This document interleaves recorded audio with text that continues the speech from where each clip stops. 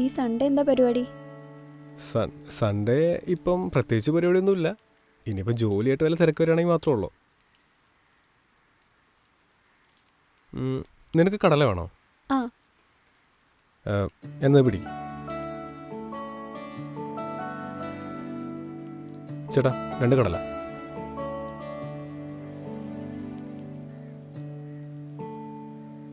പിടിക്കേ, പോവാം.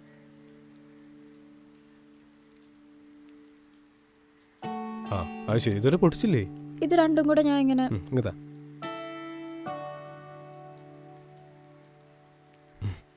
നിനക്ക് എങ്ങനെയാണ് ഈ കടല കൊണ്ടൊക്കെ തൃപ്തിപ്പെടാൻ പറ്റണേ? എന്റെ ഡാഡി പണ്ടേ റിച്ച് ആയോണ്ട് ഞാൻ പീനട്ട് ബട്ടർ മാത്രമേ കഴിക്കാറുള്ളൂ. എന്റെ പൊന്ന് സച്ചി, നിനക്കറിയാലോ, ഞങ്ങൾ 3 പെൺമക്കളാ. കള്ളും കുടിച്ചു വരുന്ന അച്ഛൻ ആകെ വാങ്ങി തന്നിരുന്ന ഒരു ലക്ഷറി സാധനം എന്ന് പറഞ്ഞാൽ ഈ കപ്പലണ്ടിയാ. പിന്നെ സ്നേഹം കൂടിക്കഴിഞ്ഞാൽ അത് കപ്പലണ്ടി മിഠായിയാവും. അല്ല, നിന്റെ പിറന്നാളായിട്ട് നിനക്കൊന്നും വേണ്ടേ? അത് പറഞ്ഞില്ലല്ലോ. എനിക്കൊന്നും വേണ്ട. ഷേടാ, എന്നാ വാ, നമുക്ക് 2 ഫലൂഡ കഴിക്കാം. തൊണ്ട സീന, തണുപ്പ് പിടിക്കും. എന്നാ പിന്നെന്താ വേണ്ടേന്ന് പറ, എന്നല്ലേക്ക് മേടിച്ചു തരാൻ പറ്റുള്ളൂ. നീങ്ങ വന്നേ, എനിക്കേ നിന്റെ കൂടെ ഇങ്ങനെ അങ്ങ് നടന്നാ മതി.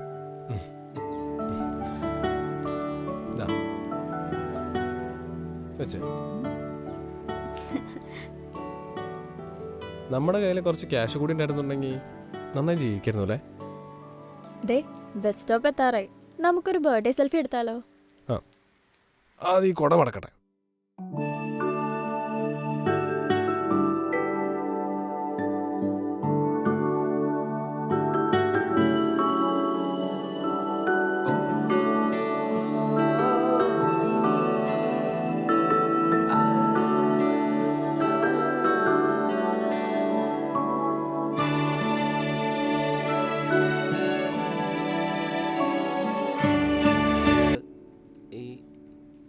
മൂവ് ചെയ്യുന്നത് മതി. ഓക്കെ, അങ്ങനെ ആക്കണല്ലേ? ആ അല്ല, അതങ്ങോട്ട് എത്തിച്ചാൽ മതി. അത്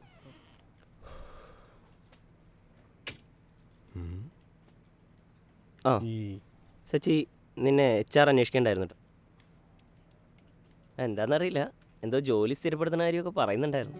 ജോലി സ്ഥിരപ്പെടുത്തണ കാര്യം? ആഹാ, കോളടിച്ചല്ല. എടാ, KNK സ്റ്റാഫ് എന്നൊക്കെ പറഞ്ഞാൽ തന്നെ എന്താ വില? എടാ, സംഭവമൊക്കെ ഓക്കെ, പക്ഷേ ഉള്ളാണെന്ന് പോയി ചോദിച്ചോട്ടെ. Anyway, congrats.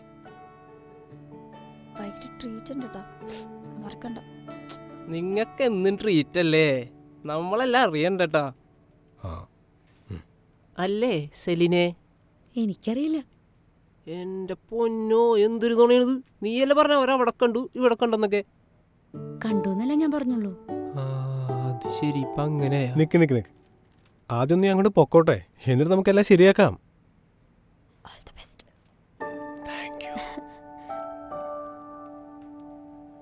പോയിട്ടോ. അപ്പൊ പോയിട്ട് വരുമ്പോഴത്തേക്ക് നമുക്ക് കുറച്ച് ലഡു വാങ്ങിച്ചു വെച്ചാലോ? കാശെടു, ലഡു വാങ്ങട്ടെ. ഞാനെന്തിനു വാങ്ങിച്ചേരണം? അവനല്ലേ ഇങ്ങോട്ട് വാങ്ങിച്ചേരണ്ടേ? ഓ, അത് ഞാൻ തരാം. ഇന്നെങ്കിലും നീ പൈസ ഇറക്കിയല്ല. ഇന്ന് 2 ലഡു തിന്നിട്ട് കാര്യമുള്ളൂ. പിന്നെ ഓറഞ്ച് ലഡു വാങ്ങിച്ചാൽ മതി, അവൻ അതാ ഇഷ്ടം. ഓക്കെ.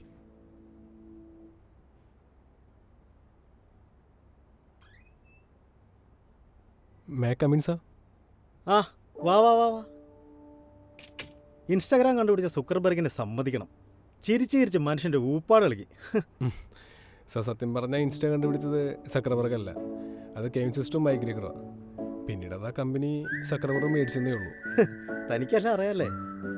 എന്നാൽ പിന്നെ ഈ PSC ഒന്ന് ട്രൈ ചെയ്തൂടെ? അല്ലെങ്കിൽ വേണ്ട, നമുക്ക് നല്ലൊരു സ്റ്റാഫിനെ മിസ് ചെയ്യും. തായിരിക്കും. Thank you sir. ചായ കുടിച്ചിരുന്നോ? ആ കുടിച്ചിരുന്നു സാർ. നാട്ടിൽ പോയിട്ട് എന്തെങ്കിലും വിശേഷം? കുഴപ്പമില്ല, എല്ലാവർക്കും സുഖം. ആ പിന്നെ സച്ചിനെ. ആ സാർ. ഈ ഇൻസ്റ്റാഗ്രാമിൻ്റെ സെർച്ച് നോക്കിയപ്പോൾ മൊത്തം പെൺപിള്ളേരാ. അതോ കുറച്ച് തുണി കൊടുത്ത ഫോട്ടോസും വീഡിയോസും? ആ ഭാര്യ ഇന്നലെ പൊക്കി. മനസ്സിലായില്ല? ഇല്ല.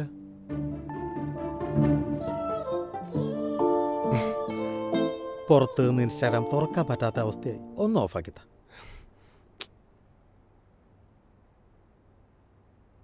ഇതിപ്പോൾ അത്ര വലിയ സീനൊന്നുമില്ല. ഇതിന് സെൻസിറ്റീവ് കണ്ടന്റ് ഓഫ് ചെയ്താൽ മതി. അത് ഓഫാക്കിയാൽ പിന്നെ വരില്ല. അയ്യോ പിന്നെ വരില്ലേ? ഇല്ല. അല്ല എന്നാലും എന്താ ഇതിനകത്ത് ഇങ്ങനെ വീഡിയോസും ഫോട്ടോസൊക്കെ വരാൻ കാരണം?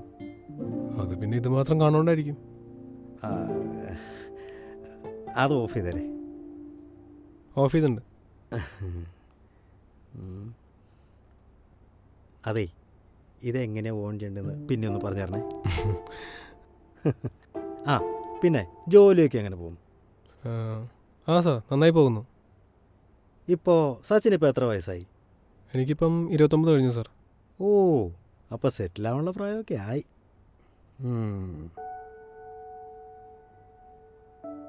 ഒരു കൊച്ചു കല്യാണമൊക്കെ ഒന്ന് കഴിക്കണ്ടേ? വേണം. ഓ, ആരെയോ കണ്ടു വെച്ചിട്ടുണ്ടെന്ന് തോന്നുന്നുണ്ടല്ലോ. ആ അത് വിട്. ഞാൻ ഒരു കാര്യം ചോദിക്കട്ടെ? Sure sir. ഇപ്പോൾ തനിക്കൊരു കല്യാണമൊക്കെ വരുമ്പോൾ തന്നെ കുറച്ച് ആദ്യമായിട്ട് അന്വേഷിക്കുന്നത് എവിടെയായിരിക്കും? അത് പിന്നെ അതെന്ത് സാർ അങ്ങനെ ചോദിച്ചേ? ആ താൻ പറ. അതിപ്പം മോസ്റ്റ്ലി നാട്ടിലൊക്കെ. നാട്ടിലും അടുത്ത കവല അങ്ങനെയൊക്കെയല്ലേ അല്ലേ? ആ അതെ. അപ്പോൾ എന്തു പറയും?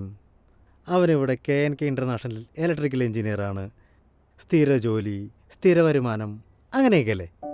അതിപ്പം സ്ഥിരമായി കഴിഞ്ഞാൽ അങ്ങനെയൊക്കെ തന്നെ. ഇവിടെ വരുന്നതിന് മുമ്പ് സച്ചിൻ എവിടെയായിരുന്നു? ഞാൻ ഈ ചെറിയ വയറിംഗ് പണിക്കൊക്കെ പോകുമായിരുന്നു. ആ സമയത്താണ് കല്യാണം വരുന്നതെങ്കിലോ?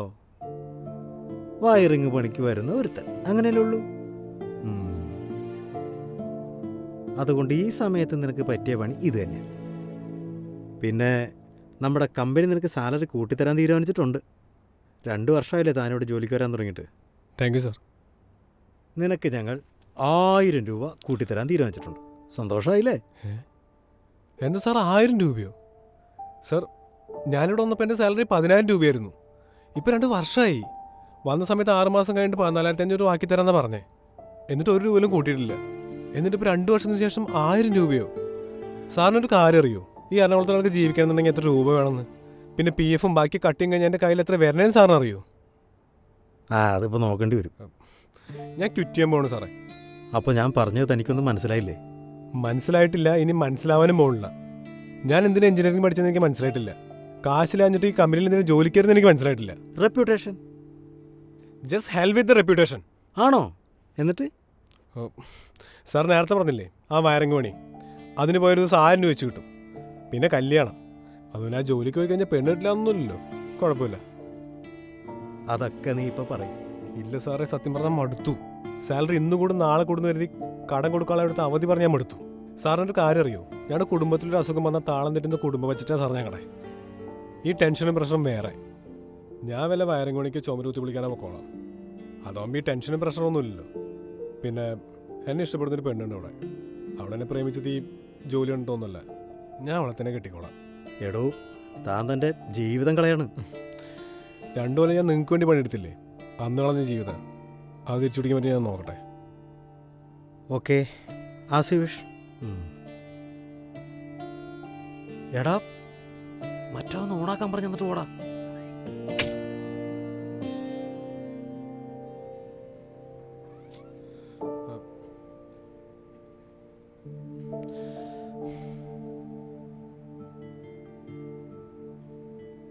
എന്താടാ?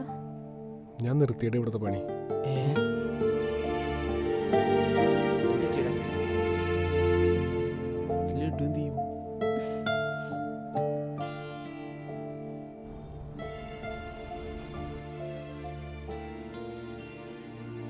ആയിരം രൂപ, വെറും 1000 രൂപ കൂട്ടിത്തരാന്ന് പറഞ്ഞേ.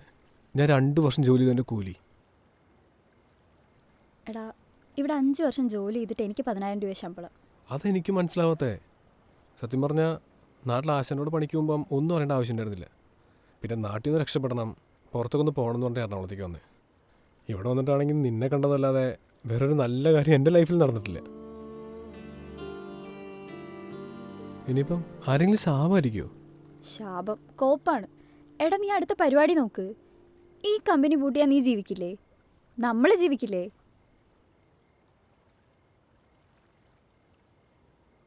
നീ ഈ സിനിമയെല്ലാം കണ്ടിട്ടില്ലേ? നല്ലതെപ്പോഴും ലാസ്റ്റിലേ സംഭവിക്കൂ. എടി ചാകുമ്പോൾ സംഭവിച്ചിട്ട് എന്തിനാടി? ഇവിടെ ഒന്നും ശരിയാവുന്നില്ലല്ലോ, എല്ലാം ശീലാവുന്നല്ലേ ഉള്ളൂ. എടാ, നിനക്കൊരു പണി അറിയാവുന്നതല്ലേ, അത് ചെയ്താൽ പോരെ? ഞാനും അതിനെ ആലോചിക്കണേ, പക്ഷേ അതിന് കുറച്ച് ടൂൾസൊക്കെ മേടിക്കണം. കയ്യിൽ പൈസ ഉണ്ടോ? പൈസയോ? ഇനി വീണ് കിട്ടി വല്ല ലോട്ടറി അടിക്കേണ്ടി വരും, എന്നാലേ ഉള്ളൂ.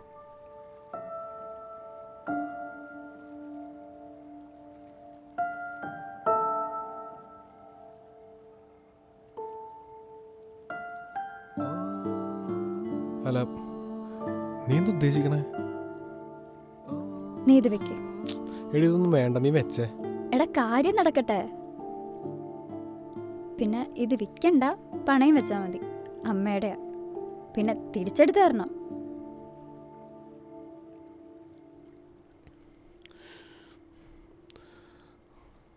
അപ്പോൾ